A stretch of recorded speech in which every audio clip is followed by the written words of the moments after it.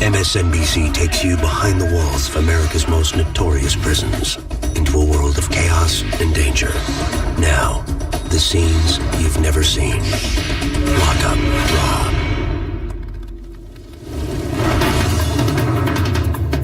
At any prison, there are essentially two sets of rules. There are the rules of the administration. The other set of rules are the inmates' rules themselves, the convict code. They got their rules, we got ours. The convict code is you don't get in other people's business. You don't let nobody know your business. You don't tell on nobody. You stick with your own race. You don't talk to other people. You might stare at a person. He might consider that a sign of disrespect. Any inmate will tell you that's the set of rules you follow first.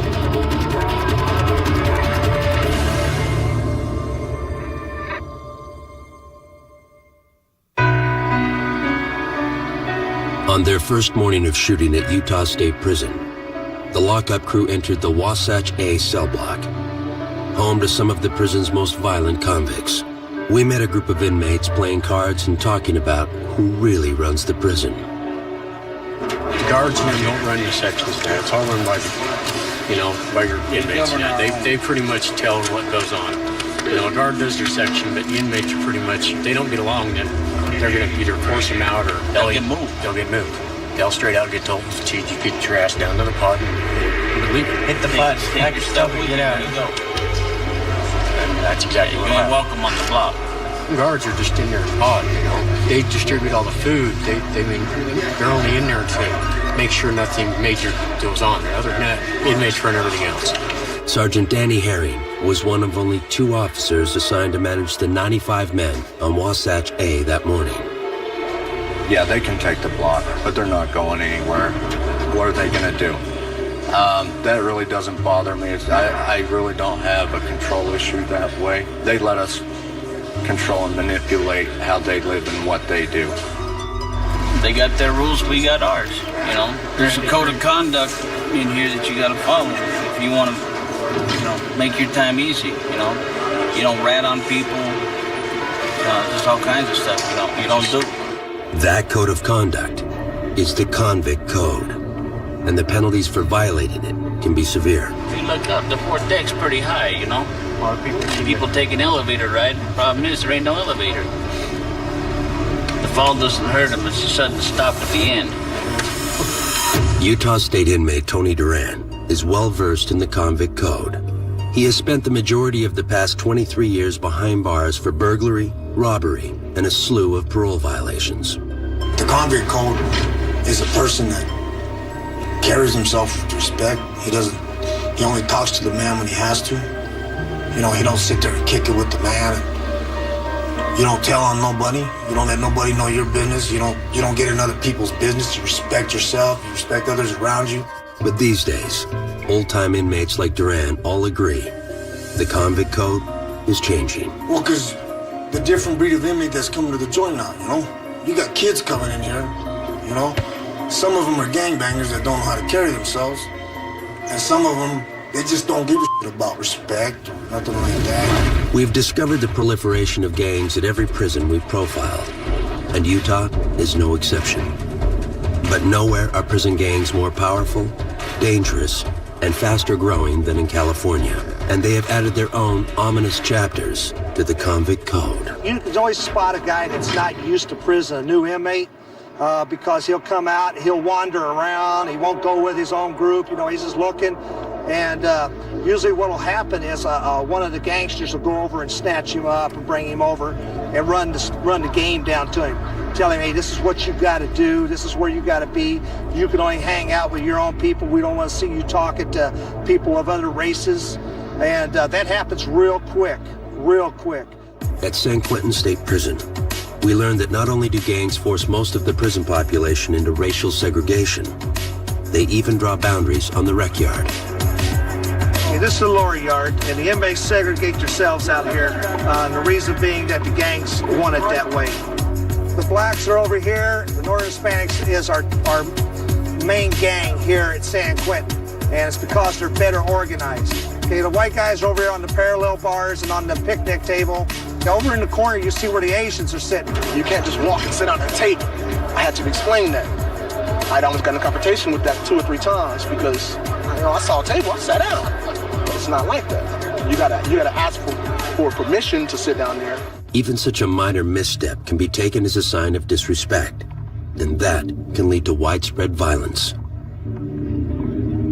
Though correctional staff is constantly on the lookout for weapons, it's well known that many on this yard are armed for battle, and none more so than the Northern Hispanics. They have a minister of defense, and his thing is he's to have 10 weapons ready at any time down here on this yard. Their weapons are all hid over there, and in the morning we'll come over and we'll search that area and try to find their weapons. But they're getting better and better at the way they hide their weapons. As you see, this one guy keeps looking around, and he's got the heavy coat on. The temperature's pretty hot, so they're the soldiers. They wear these jackets. It's a little bit more armor. If anything goes on, they're the first ones to get involved. Many inmates have told us that if violence does break out, the convict code dictates how they will respond. If it's a racial situation, you have to respond according to your racial background. If I'm standing next to this man here and he's suddenly attacked by another racial group, even if I don't know him, he's black. I'm obligated by myself to assist this man. You know what I'm saying? If it's a white thing, then, you get in it. If it's with the whites and another race or something, then you got to be a part of it, But if it's something else, I just turn my head. I don't even want to see it, But we found that violence does not only occur between racially segregated rivals. Sometimes gang violence erupts from within. I've stabbed people because of what I've had to do, You can't go against the program. At California State Prison Corcoran, we met one young inmate who was ordered to attack an older, weaker gang member, simply to thin out the herd. He asked that we not use his name. I accepted that because that's the way it is. I didn't question it. Some things I was against, but, I just dealt with it and accepted it because that's the law of the land in here. He explained that the hit was ordered because the older victim was unable to keep up with the gang's military-style exercise program. He couldn't keep up with the exercise. That was the reason. This is how stupid this is. The dumb reasons they have in here. And when I did speak up for him, it was placed on me. Well, since you're speaking up for him, then you'll deal with it. I dealt with it because that's what it was about. The older inmate survived the stabbing, and his assailant quit the gang. Finally, I made my stance and went against it. Now I'm a Christian and I go for that. I wrote him a letter and I apologized and I told him that I was sorry that I had to do that. I was so weak and I didn't, protect him. I should have, I was in a position to protect him and I didn't. Next, on Lock Up Raw. It's all a bunch of betrayals and lies. There's no loyalty, there's no honor. One gangbanger smashes the code, and another unleashes contempt for those who do. I don't know how can they wake up in the morning and see themselves in the mirror,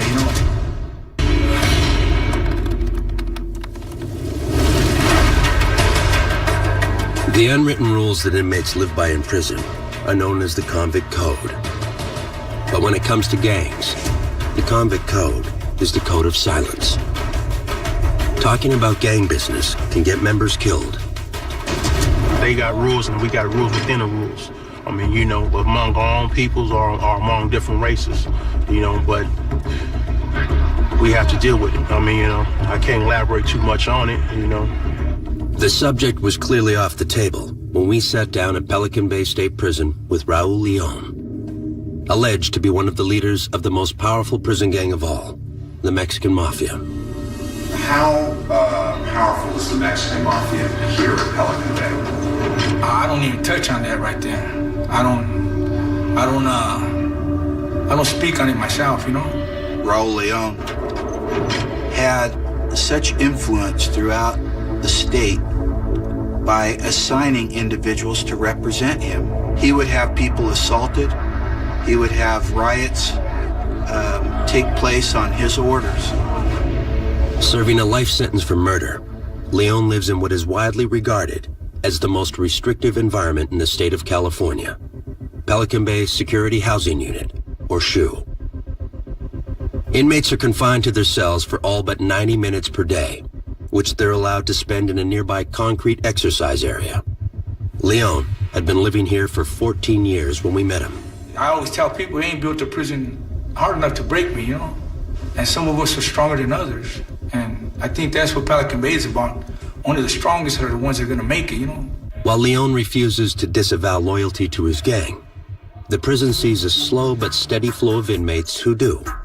Through a process called debriefing, they not only break the code, they smash it to bits.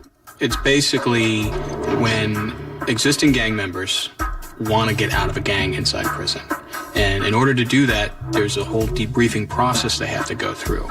And it basically entails the inmate coming in and confessing everything he's done with the gang. And sometimes even, you know, throwing some people under the bus and confessing against other people. So it's really a deadly thing for someone to do inside a prison.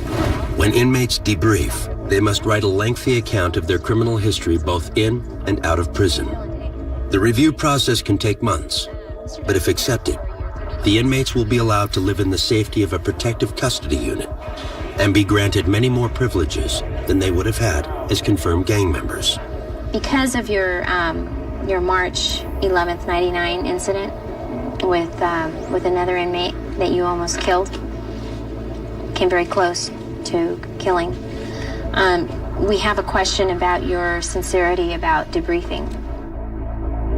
Lockup cameras were at California State Prison Corcoran when Thomas Spiller, a longtime gang member, went before the Inmate Review Board to request a debriefing. I can certainly see your point of view. However, a good many of these inmates that are in the IYP program have in fact been in my position in the past, and have also called hits on other inmates and actually done hits themselves. So I'm assuming that you have had the same concerns about them, or am I being singled out for some reason? You know, let's not go there.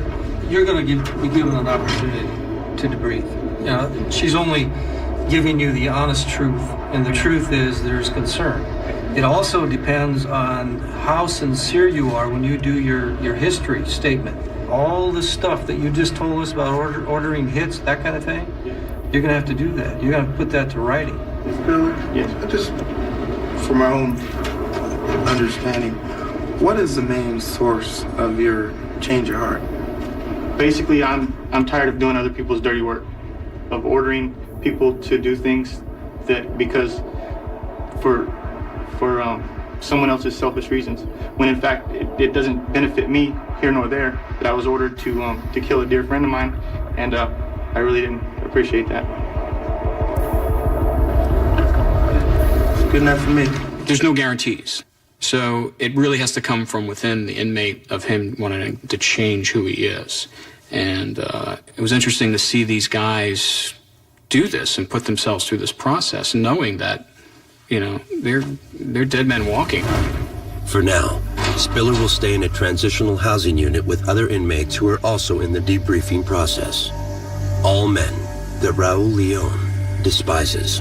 I don't know how can they wake up in the morning and see themselves in the mirror, you know? Whatever excuse you use to get to the transitional housing unit, to me it's just a crock of it's just a scam. It's individuals just trying to play the last card they have, saying, hey, you know what? I gotta get out of here. The only thing good about them debriefers and rats is that they can never return back to their neighborhoods. They're ostracized. Leon's anger is aimed at men like Miguel Perez, once a high-ranking member of the Mexican Mafia himself. Perez had already left the gang several years before we met him, and he's not looked back. As for what soured myself on the gang life, in all honesty, I opened my eyes to see it for what it is. It's all a bunch of betrayals and lies. There's no loyalty, there's no honor, there's no respect. I've seen too many innocent people being targeted that had nothing to do with the gang life. Just because one of their family members were a part of it, you ain't supposed to target innocent people. But Perez left us with a piece of advice for any inmate thinking about joining a gang. My word of advice to him is to remember two things. One, that he's not in control of his life. Because as long as he's a part of this gang, There's someone he has to answer to. Whether he believes he's his own man, that's a myth. Because someone's running his program. So he could walk around with his head puffed up, his chest out and everything, and think that he's Billy Badass. But he's gonna follow orders just like anyone else. For every badass, there's someone badass.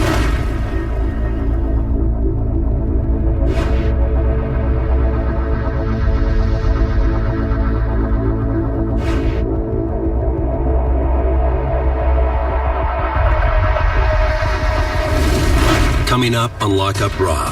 I am a man that is attracted to young women. God forbid. 99% of us are. How the convict code applies to sex offenders. On mainline, they walk around and they slide a knife under your door. Here, kill your celly, or we kill you when you come out.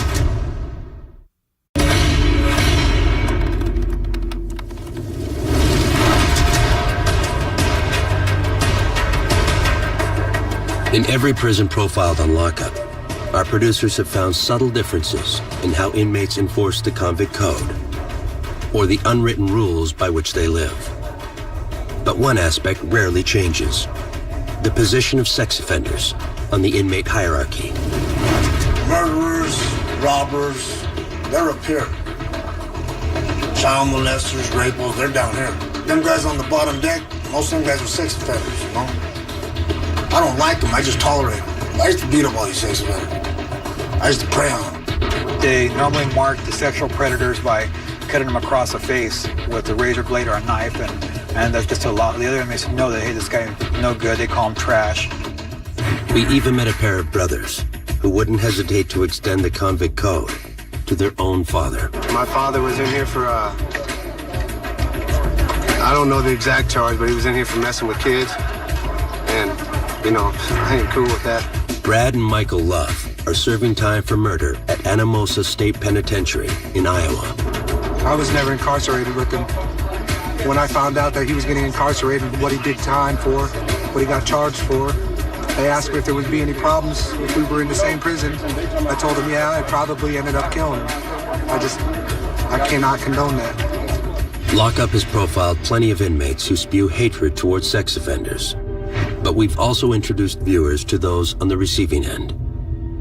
Thomas Headley is serving a 15-year sentence at Utah State Prison, and like many sex offenders, says his punishment is unjust and his crime misunderstood.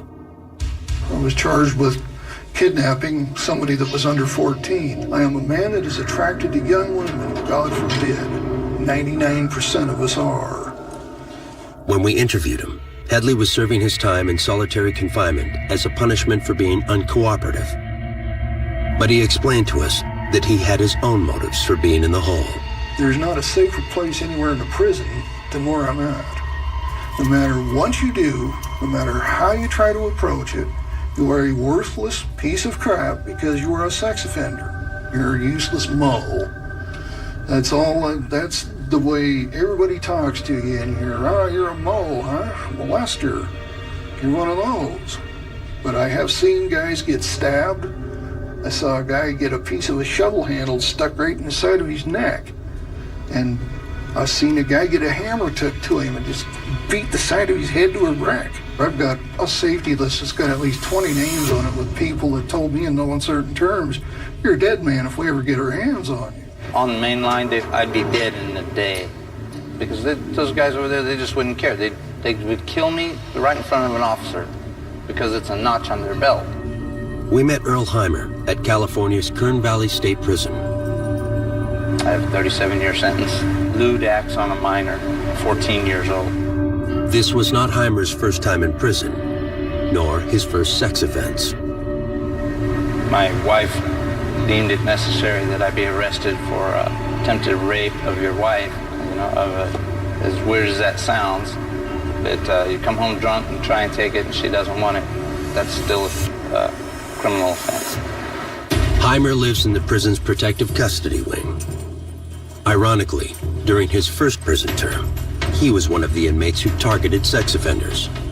You know, I've participated in helping hunt for child molesters. You know, well, this guy said, oh, he's a child molester, and this is a child molester, and you catch him out in the yard, and you go through his stuff and read his paperwork and see what he's really here for. You know, then yes, he is, or no, he's not. Well, generally, somebody will catch him in a day room or TV room or whatever and punch him in the mouth, tell him to roll it up now. And if he blinks twice or hesitate just a little bit, like I was saying a minute ago, if you sit down and you try, well, wait a minute, let me explain. Too late. Now you're beat up, stabbed, whatever. They take it to the next level immediately. Heimer shares a cell with another convicted child molester, Ray Rowe, who is serving a 230-year sentence. Even though he is in protective custody, Rowe rarely leaves his cell out of fear for his safety. I don't know whether someone's going to try to take me out before the day's over with. Every time I go to chow, every time any sex offender goes to chow, or goes out of their cell, and sometimes even in your cell, can I go to sleep with this person in here? You're pretty vulnerable when you're sound asleep. Heimer and Rowe have worked out an uneasy trust, if not a friendship. We managed to either read or watch TV or stay out of each other's way. Yeah, You have to. draw. Yeah. We can draw. I draw in the afternoons sometimes. And generally, like he said, we watch TV. He got the television and kind enough that I can watch it just as much or more than he does. For me, with this much time, it's safer to be in there with a guy with the same charge. I can sleep at night. I don't have to worry about this guy going to cut my throat. On mainline, they walk around and they slide a knife under your door. Here, kill your cellie, or we kill you when you come out. And that sounds like, oh yeah, that's a movie. No, that's a fact. Still, Heimer has mixed feelings about sharing a cell with someone just like himself. My cellie is really a multiple offender. And bad as that sits in my gut like acid, it's just a putrid thing that there's nothing sexy about a kid. You know what I mean? And to hear it, to know it, I know I'm here for it, that charge. But it's just still sickening. Next on Lock Up Raw. I want to go home with her. Yeah, I'm taking Nixon home to the country. The convict code takes on a new dimension when the inmates are women. We call bulldagging what we call a women relationship here. It's a slang word for bulldagging, and that's two women together.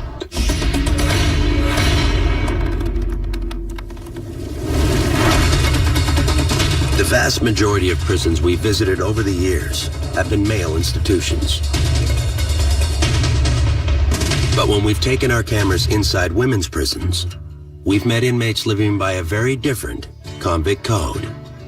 The biggest difference between male and female inmates and how they get along with each other is basically looked at in two ways. One, male inmates tend to find gangs to get involved with. It's their kind of security blanket and protection. On the other hand, females find it through interpersonal relationships. There's much more drama. There's much more bonding in the sense of, establishing kind of almost marriages. We found that to be the case when we visited the North Carolina Correctional Institution for Women. Because in here, there's so many people against us in here, it's hard to find somebody that's with you, that's gonna have your back in this institution, just like somebody would have your back on the street. And that friendship usually will turn into something more. Women like women, men like men, oh well. I want to go home with her. Yeah, I'm taking Nixon home to the country. Let that be on TV. It's just love, just like marriage. That's right. Same thing, it's different. It's more complicated. It's hard to find somebody in here, though, that'll keep it real with you. Real strong, because a lot of women here mess it up. They lie on you. And, Ladies, y'all put some space in between y'all. Physical intimacy is against the rules. But during our shoot here, we met one of our more memorable inmates, and she made no secret of her active sex life. My nickname is Heavy D, and why I have it is because my middle name is Dawn, and I'm just heavy, so they just call me Heavy D. They call me the overweight lover Heavy D, so I just stuck with it. Heavy D is 37-year-old Pamela Braswell. When we met her, she was serving her 7th prison term, this time for DUI. I'm not very good at obeying rules. I try, but I have a very smart mouth on me. What they gonna do, lock me up? It's the only activity we have on the weekends, besides bulldagging. We call bulldagging what we call a women relationship here. It's a slang word for bulldagging, and that's two women together.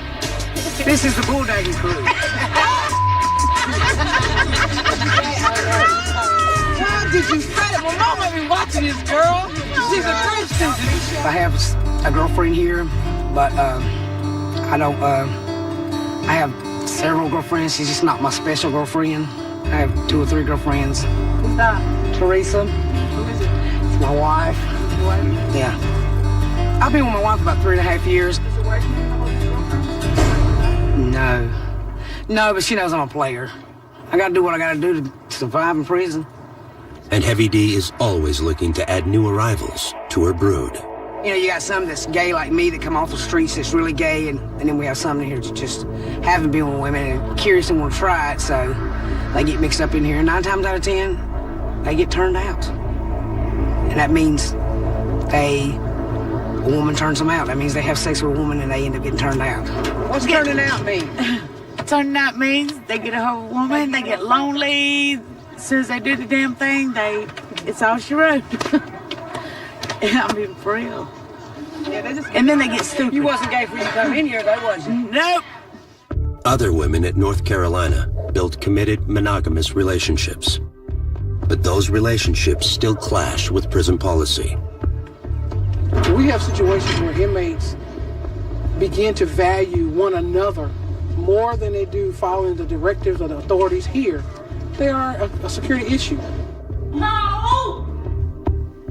The first time lockup cameras rolled tape on North Carolina inmate Jennifer Porter, she was trying to get a glimpse of her girlfriend and fellow inmate, Danica Cox, out on the prison yard. Oh, she's gone! Ah! What happened? She's gone.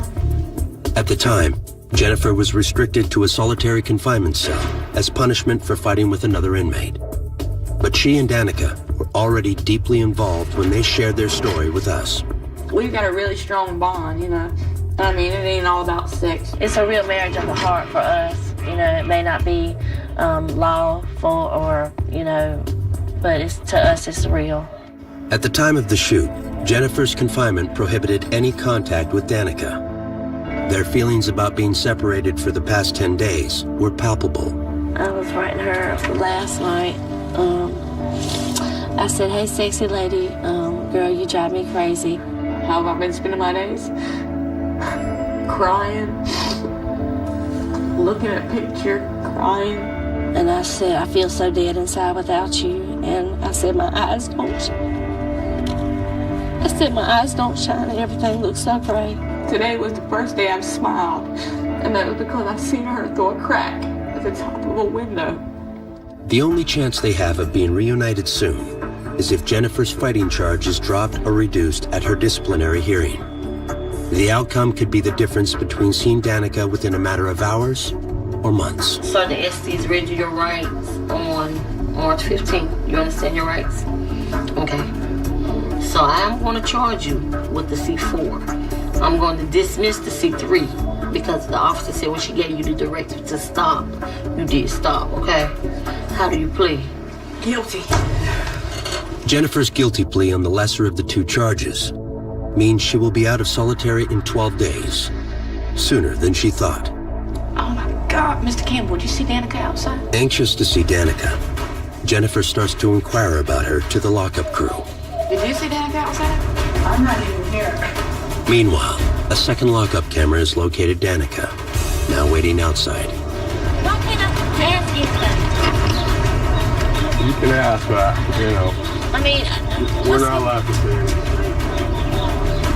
Sorry. Oh, they playing mind games. I don't understand why they're not allowed to say anything. I'm flipping. Back inside, as Jennifer gets ready to leave, she's about to risk everything by arguing with a correctional officer. She'll be escorted up to segregation to serve her days up there in single cell A. But you look so eager. I'm ready to get outside. Why? Fresh air, fresh air. could have been outside. Could have been staying outside, you know? You could have been out on the grounds, not inside if you hadn't been caught up in this. Oh my jeez. Didn't we just go through this and why I did that? Okay, so why keep... Okay, but I'm simply saying, if somebody rolled up on you and punched you in your nose, you ain't gonna do. You can't sit there and say you wouldn't, Mr. Wright. And if you would, you're lying. If this man right here come up here and punched you in your nose, you seen blood, you gonna sit there and say, well, let me call the police. You just stand right there, okay? Hell no, you're not gonna do that. You're gonna go to somebody's ass if they punch you in your nose and you see your nose bleeding. If you minding your business, okay, and that's what I felt like I had to do.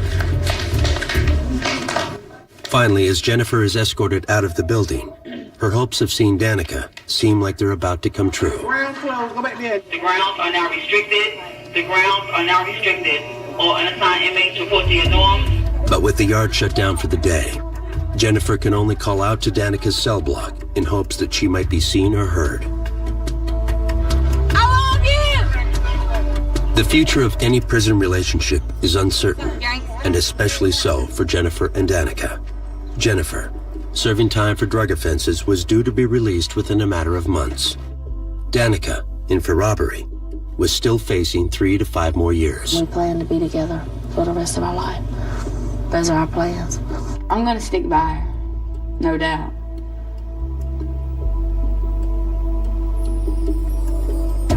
It may sound crazy, but I'll probably end up even coming back. The reality is that she could come back here to be with me. How? Get another charge.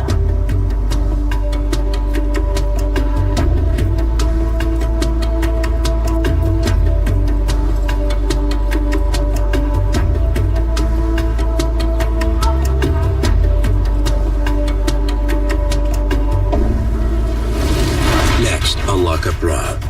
A lot of people here can't deal with rejection, especially coming from a transsexual. A place in the code for gays and gay predators.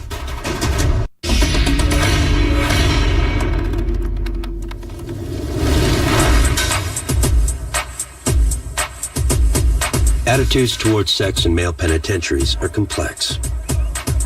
According to the convict code, child molesters and rapists are reviled. But homosexuals can live freely in prison as long as they adhere to other parts of the code. Mind your own business and never show weakness. Well, the boys seem to have no problem with it. They love us. I mean, we're like gold in here. We really are. I mean, it's very few of us. Oh, please, maybe not for you. But anyway, I mean, they treat us just like they treat anybody else, you know what I mean? As long as we give them their respect and don't cross those boundaries, we get treated just like anybody else. At California State Prison Corcoran, we met 3 inmates living openly as homosexuals at what is considered one of the toughest and most violent prisons in the state. Okay, if you could just state and spell your name for us. Regina Maiden, well actually Reginald Maiden, REGINALD, MAIDEN. In this raw interview footage, the 3 men discuss the possibility of attack and how they would respond. It's not being attacked, it's just being like, in a proper word, is stalked, just harassed, just because of rejection. You know, a lot of people here can't deal with rejection, especially coming from a transsexual. A lot of other things people don't realize. We're men just like them. We're just feminine like men. Don't forget, women do kill. Yeah, okay, and it's like a lot of us don't put up with that, and a lot of guys know that, and a lot of guys don't. So, you know, when the ones that don't, they end up getting embarrassed. That lady with their chorus, beat up, wasn't playing. you know, and it makes them look bad on the yard. So that's why a lot of people do give homosexuals respect sometimes, because they don't know what we're capable of doing. Some gay inmates embrace their feminine side. But when Lockup visited Kentucky State Penitentiary, we met Fleece Johnson, a longtime inmate who practices a very different kind of homosexuality. But we have sexual desires, right? So you got a bunch of men locked up in one place. All of them get hard. All of them's horny. All of them got sexual desires. So what are they gonna do? You won't let them have a woman. They gonna have each of somebody's gonna have to give us some booty. And it's just that simple. The most memorable story that Fleece told us was about the place and importance that booty has in a maximum security penitentiary. And he went on about it and on about it. In his prison, booty was more important than food. Booty, a man's butt. It was more important. I'm serious. It was more booty, having some booty was more important than drinking water, man. I like booty. Johnson went on to tell our crew how he used to satisfy his sexual desires, especially during the 1970s and 80s, when he was most active and prison security was more lax. When I see one, and he looks good to me, when I go see him, I say, you come here. I say, I'm telling you what, I like you, and I want you. And we can do it the easy way or the hard way. So the choice is yours, right? And it was always yes. Johnson also had a warning for the new generation of inmates. They might be asking for trouble from old-timers. You know, they got this thing where they sag their pants past their butt. It's a style. They call it some sort of gangster style. You know, it's sexy to us, right? And see, but they weren't prepared for this, right? So you sag your pants in her, man, somebody be up in your butt, you know? And it's just that simple. Johnson even let the lockup crew know that when he was in his prime, they wouldn't be safe from his advances either. If y'all had been in her back then in them days, and as much as I like booty, I probably felt one of y'all butts as y'all was walking past me and dared you to say so. I'm not no shame in my game. This is nothing that I'm ashamed to admit. I am what I am. I'm a warrior too, you know, so let that be known. I'm a warrior. Coming up on Lockup Raw. I was convicted of 4 counts of first-degree murder. My children. How the code extends to the loneliest place in prison, death row.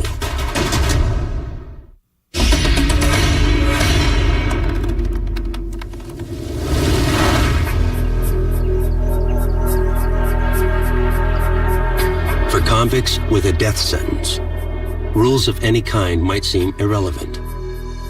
But a chapter of the convict code even extends to death row, a place lockup has visited many times. There's an unmistakable feeling when you walk onto a death row at a prison. Everywhere else in the prison is alive with bustle, with noise. They're loud places. When you walk on death row, it's completely silent. It is eerily silent. Randy Height, convicted of double murder and armed robbery, has been on death row at Kentucky State Penitentiary since 1995. We have one of the most well-behaved units in the institution. Well, you can't say that we ain't got nothing to lose. We've got plenty to lose, you know. We have whatever privileges we do have, you know, that can be wiped away in a heartbeat. But that's not the only reason death row inmates are often the best behaved. Their basic behavior is directly related to them being able to say in their clemency plea that we were good guys while we were there. We didn't create havoc. We weren't violent. We weren't all of these things, and try to obviously portray the good things that they've done while they've been incarcerated. I have a hope that one day that I can be out of prison, you know, even though that hope might be small. I know that what I've done was wrong. I deserve to be where I'm at. I've accepted whatever might come. What the future holds for Height is not yet certain. His case is still on appeal. But one day, he might take the same walk our lockup crew took when they shot at Kentucky State. Kentucky is one of the states that actually still has an electric chair. And I had asked Warden Haberlin, you know, we want to make sure that we get a shot of the electric chair. So we go to the end of the corridor in 3-cell house where they keep the execution chamber. And I remember he opened the door and there was old Sparky. And it was unforgettable. This is the electric chair, which is maintained by the Kentucky State Penitentiary in order to complete executions by electrocution. It was originally built somewhere in the 1900s. It's just leather and wood and metal, like any other chair. But there's this unmistakable feeling. You know, people die there. Some of Kentucky's death row inmates can choose between the electric chair and lethal injection. That's also the case in the neighboring state of Tennessee. And when we visited there, we met a death row inmate who soon would face that decision.